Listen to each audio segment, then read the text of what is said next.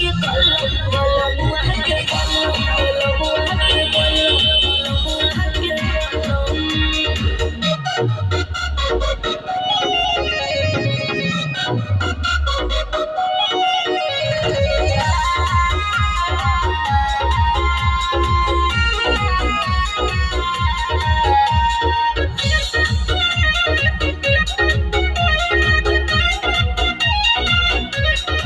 घुंघटा उठावत ही से जिया पगाड़ लड़ल हो बनी हम पानी पानी ऐसन रफ्तार बढ़ल बुझला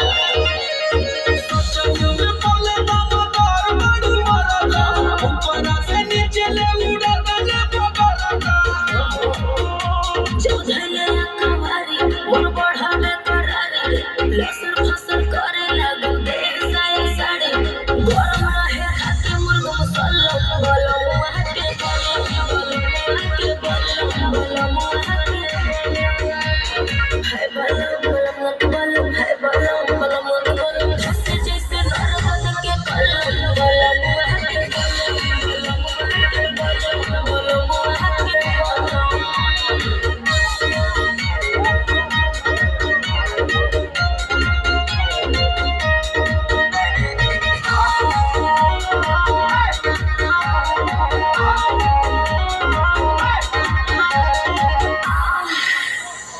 एक बार भइल न भरेले कई बार गइल नींबुआ के साइज हमर बढ़ी के अनार भइल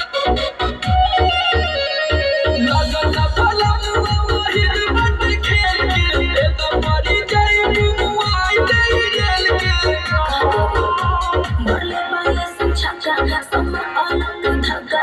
हौवे मरद हमर ओही में के पक्का काम नहीं करे कोनो मन हम बलमुआ के बलम है बलम है बलम के बलम चीर देला देहिया मौसल बलमुआ